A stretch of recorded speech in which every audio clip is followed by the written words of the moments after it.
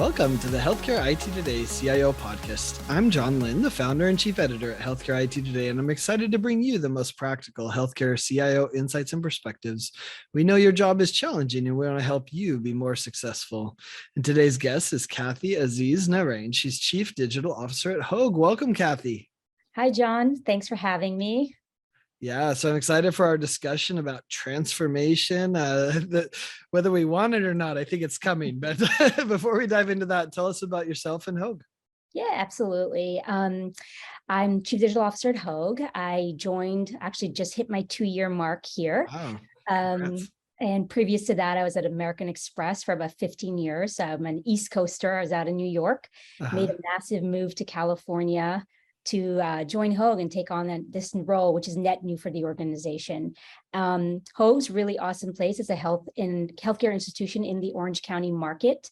And the goal was build a digital business that can run in parallel to our already really strong physical business that we have here in Orange County. Yeah, that's awesome. So where are we at in this kind of digital transformation in healthcare, and where do you think we're going? Yeah, it's a great question. I mean, transformation is like the buzzword of the year now, right? Yeah, I feel think for so. the last couple of years, it's been the buzzword, but it's tough. It's a tough order because there's like different pockets of things you hear about. You hear people talking about transformation as, oh, if I do these few things, like my business is now digital, right? Did I transform it? But the reality is it's not only a tough order, it touches so many things in order to really achieve that.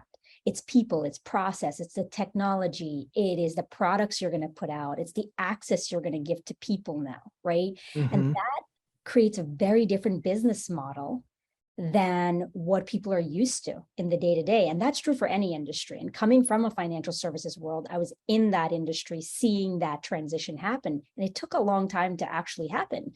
Coming into healthcare, we're on that journey, but we're not there yet. And I wouldn't say that I've seen any one organization, especially the ones that have the more legacy business, not necessarily the health tech startup world, but the ones that have a hospital, that have the clinics, et cetera. They're still on that journey because their business is still very much about healthcare as we know it to some extent. And so transformation is going to take some time. And I do feel that where we're headed is there's going to be a bunch of niche products coming out from these bigger organizations. They're put their hat in there, throw their hat in to say, hey, let's launch some niche areas we can take up, that could have a digital business around it, could have a digital access point around it, and offer that to our patients. You're going to hear a lot more health institutions talking about consumerism because they know that the health tech world is really going after that, right? And so I think we're headed on the journey, but I don't see us being extremely close to saying, oh, we've transformed in the last 2 years to a digital, full experience. And I honestly don't know if it has to be just about digital, right? I feel like with healthcare, human connection is going to be important. Yeah. Well, it's funny you said that the financial services took a long time to transform. Healthcare saying, hold my tea. We got a lot more. And I think you're right. It is that billions of investment in hospitals and buildings and et cetera, right? That makes it harder to transform, or is it the complexity that's harder? I mean, I don't know. I guess maybe it's all of the things, the reimbursement models, et cetera. Yeah, it's all, I think it's a mixture. Right. But you can, because if you take like a Nike who still has brick and mortar, but you see them and what they've been able to do with their membership model and their digital access to people. I know it's very different, right? It's e-commerce, and no one hopefully gets mad at me for comparing that to healthcare. But just if you think foundationally, I don't necessarily know if the physicality is the biggest part of the challenge. I do think that it's created all the workflows and processes that people are used to and comfortable with. I think it's a mixture of the culture change required to adapt digital for healthcare, which is different, right? When you're moving from what it takes to operate physically versus digitally, it looks different. And I think it's the technology, and the comfort of that technology in the space. And I saw the technology piece I'm very comfortable with, because financial services really did have that moment too, where they were very taken aback about what it would mean to move in that direction as well. Yeah. I mean, I'm almost struck by what you said, that someone would be offended by comparing it to Nike, when in fact, that's probably what we need the most, right? And the fact that someone could be offended by that, right, is maybe, illustrates the problem. But yeah, I mean, I think it's interesting your work in American Express. So what are some of the lessons you could bring from that financial world and apply to healthcare when it comes to digital strategy? I saw Ed Marks, who's been on the podcast previously. He tweeted out recently, he said, why are all these people coming from outside? Because they've already seen our future. I don't know, is that how you see it? Like kind of, you already been through it, or what are the lessons we can take from financial? There's some of it where you do see the future because you've kind of gone through it. Yeah. And there's some of it that's unknown, right? And for me, the draw, if you're drawing from the external and you're drawing an executive from another organization, there's the pull of, there's things to learn. It can't just all be figured out. There's no like secret sauce, secret science, because every organization is going to have, and every industry is going to have some of that uniqueness that you're going to have to come in and be willing to solve. It's going to not be, hey, let me take exactly what I did here and bring it here. That said, there are things that I think my experience coming from outside and coming from financial services taught me as I'm thinking about transformation, innovation within healthcare that I'm applying here, right? Number one, customer centricity, right? Mm-hmm. I know in healthcare, we say we do everything for our patients, and we do, but I take that a step further when I think about transforming an org and thinking about a digital experience. It's not only do I want to give the best care as you show up, but even before you show up, am I asking and talking to you about what you want? Do I know what you want? Do I know what you are going to define as an excellence, whether it be the care I got in person, the care I got virtually? It's less so, hey, I gave you telehealth, why are you not happy? It's like, that's the product. That's not necessarily the solution that I was looking for. And so being really close to the customer, that came with me, and how to think about them in the room all the time as we're innovating and ideating. Like, we're not the smartest in the room all the time. Mm-hmm. The second is just constantly iterate. Like, we're putting out products now, digital products from a Hoag perspective. And as I'm launching them, I keep reminding everyone, I'm like, it's not done. Like, getting the product launch is the easy part. Not easy either, because you're dealing with technology. Now, the hard part is, did you put the right thing out? Is this really solving a problem for people? Is this a solution that people are going to find sticky? So constantly iterating and being willing to break the product and iterate and add and delete is an ethos that I feel like I brought with me. And I would say probably my last one is going to be around the team, skill sets, new skill sets that we have to draw into the organization to do this type of work, because it is a different skill set and it does require different thinking. And so I would say those three have been pillars that I've been leaning on. There's a slew of others, but that's probably the biggest ones. Yeah, those are great lessons for us to think about. How do you look at it, like, enhancing that patient experience, right? Like, do you have an example where you've used digital to really enhance the patient experience? And I think so many in healthcare are burnt out because we applied technology and made the experience worse, for doctors. And so now they're like, wait, there's a distrust, I think, around it. Yeah. Do you have some examples where it actually enhances the patient experience? I mean, there's a ton of examples where it can be used. Whether we're doing it well yet, that's, to me, debatable. Still, there's work to do. There's still work to do. And my perspective is you can always do better. Even when you think you've kind of done, you're kind of never done. But there's a ton of examples where you can improve patient experience. One of the things that I found interesting when I came into healthcare was around telehealth, right? COVID had happened. Everybody was talking about telehealth. Everybody's saying you need a telehealth solution. You need to be able to do virtual calls. And my thinking was, yeah, you do, but you need to know when that's appropriate. Yeah. When is the question? When, like, do we know when? Do we know when Kathy expects, or that when Kathy will feel that a virtual consult really helped me solve the problem? and was the best option and experience in that moment and choice. So patient experience can definitely be improved through digital solutions. And we're looking at it that way. When are certain moments in the journey applicable and when is it not? It's not now everyone's going to do virtual visits over coming to the doctor. That's not going to happen.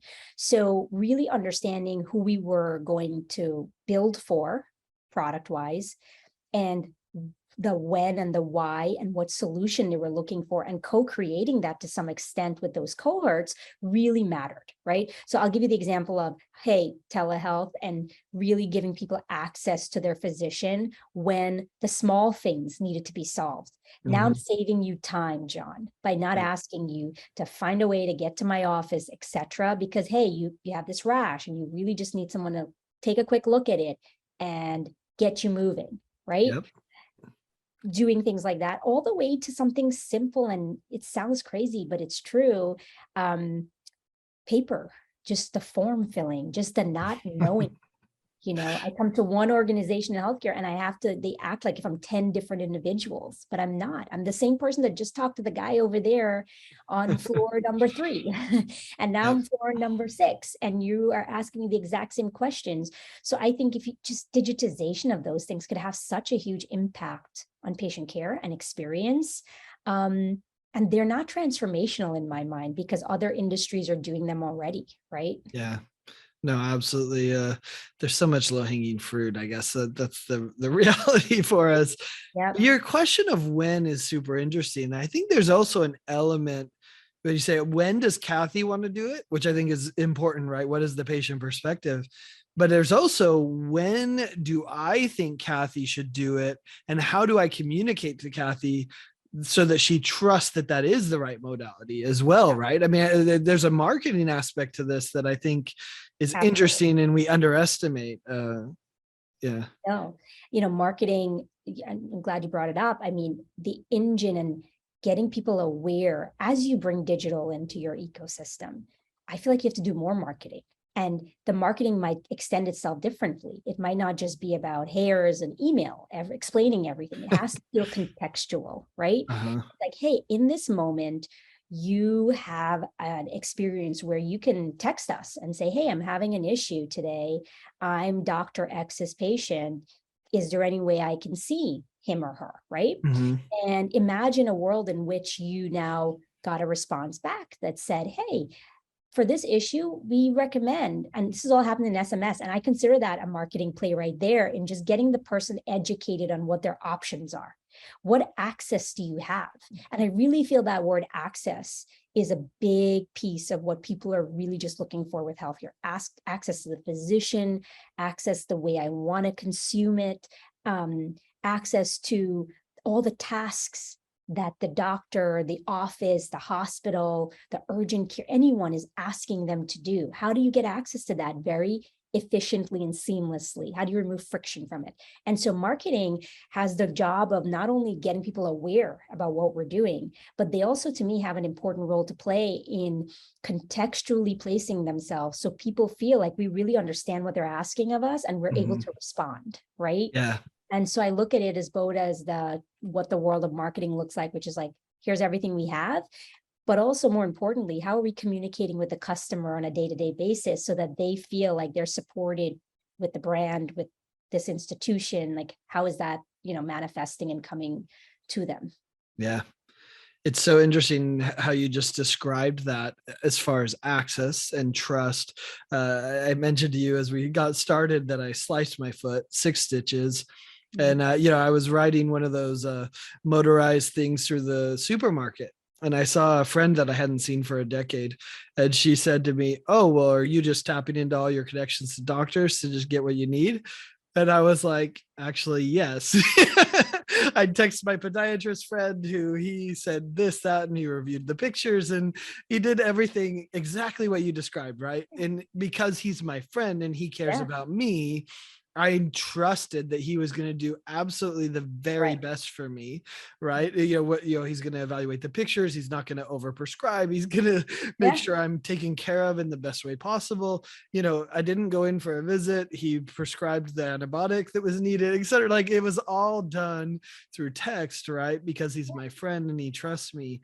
It's like, that's what every patient needs. Yeah. And how do we do that at scale, Yeah. right? How do you do Because that at scale? they can't That's have right. friends. Anyway, And then you, super to your interesting. point and your story there, you have that access now because you built a network. Sure. But think about the everyday person that's, doesn't have that network, right? They're literally going through the system as an Yeah. individual trying to get healthcare, and they're seen as, a one-person patient that's coming in the doors. Like, to your point, they all want exactly what you just described to some extent when it makes Yeah. sense, right? And they're looking to see which organization is going to bring it to them. And I do feel that personalization, that organization that's going to be able to say, we can give you this very holistic, connected experience, whether it be digital, whether it be physical, that you want to interact with us, is the one that will, to your earlier question about who's the who and is anyone doing it, or is anyone ahead, or is anyone thinking about it, is really the one that's going to be able to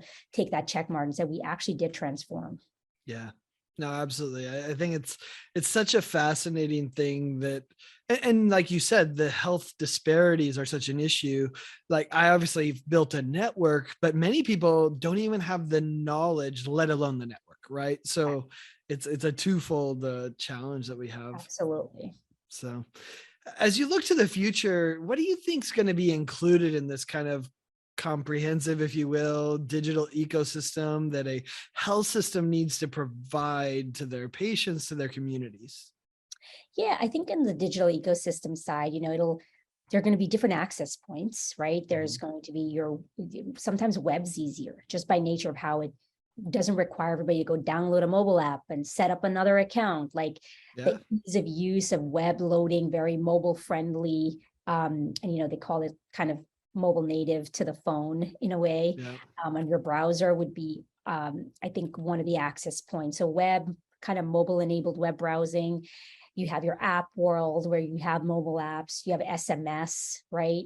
You're going to have the world in which platform, cloud, um, your data lakes, all those things will, to me, start to become more common and accepted in the healthcare world as part of their digital ecosystem and how they want to run products, right? Everybody's going to get a little bit more comfortable with the world of APIs and how things need to connect. And Hallelujah. yeah, Finally. and how the experience needs to run. But I'm talking like we're future proofing a little bit, right? But Sure. we'll have to get there because consumer demand is going to require us to get there. The nature of the things they're going to want we won't be able to build them on the stacks that are in the institutions today. So we have to bring those technology stacks, more current. And so I think there's like this platform world, there's these access points, and then you're going to continue to see explorations with AI, with VR, with AR. You're going to continue to see those things brought in pockets when people talk about digital and innovation, right? Amongst that's just on like to me, the front-facing experience point. I still think there's going to be a lot that we can consider part of digital ecosystem that will happen in actual care, right? The tools that physicians are using and the nurses and anyone taking care of a human in that moment. There's a lot of advancement happening there, right? The machines being used to provide treatments, etc. So I could look at it that broad, clinical ways, and also just patient-friendly experience ways. But I think it's going to be a combination of those two worlds that end up becoming your digital ecosystem at some point. I don't know when, but at some point in the future, I think. Yeah. You have a lot of work to do. No, I mean, seriously, it can be It's a little true. overwhelming, right? Like, Yeah, because there is so much opportunity there's so and so much much. technology there. Well, So, what's awesome about it? Yes, so much opportunity. It's energizing, but to your point, I kind of get frustrated sometimes because I wish I could do more and yeah. more. But there's only so many hours in the day as well, so you're kind of always balancing like, what do we prioritize right now? Like, what do we get done now? And even as fast as we are building and moving, because coming outside of industry, we've brought principles in how you develop product too that are different than what we usually do. From a healthcare perspective, right? We're running much quicker development cycles, releasing things constantly. You know, it's not a year project, it's a 2-week project, and a 2-week and 4-week release cycle on what new features come on this thing or that thing. I think even moving that fast, I still feel like there's the list of things that you could be doing is still massive. Yeah, no, absolutely. It's about prioritization, I guess, at this point. Yeah. The real solution is we need to solve how we get more hours in a day, but no one's invented that yet. So as we kind of wrap up, what career advice would you have for someone who's been a C-level executive outside of healthcare, you know, similar to you were outside of healthcare as well, and that's looking for healthcare for the next career move? You know, what advice do you have for them? Do it. I mean, as you mature in your career, as you spend time in one industry, what I've learned from this experience, right? I loved my time at Amex. It was a really hard decision to leave. I evolved in the company, had really interesting roles. But when this decision came, and of course I had that moment of like, why would I leave my comfort zone of what I know and come into it? And then I did it. And after I did it, what I learned was you will learn the most about your abilities, your skill, what you're really good at, what you're really bad at when you're uncomfortable. If you're in a job, even as an executive, and you don't have uncomfortable moments, you've stopped learning, in my opinion. You're not learning anymore. You're just kind of, sharing. And so in this experience, I would say do it, because not only are you kind of doing a civic duty of bringing knowledge from one place into the next that needs it as well. Think about your healthcare. Think about me as an individual that wants access to healthcare. When I think about what my work looks like, it's not only solving it for everyone, I think about myself as that person that wants these things as well. So there's that, bring the knowledge in. And there's also, you got to grow, to continue learning and evolving, which I'm a huge fan of.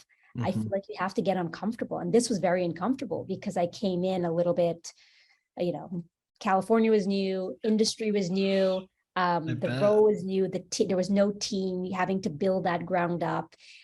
It was a really enlightening journey for me, and one that I would recommend people do. It's not easy, but it's, to me, nothing easy is kind of worth doing anyway. So take some risk, bring that contribution in, share your knowledge with other industries, and then, you will get some growth and learning from that for sure.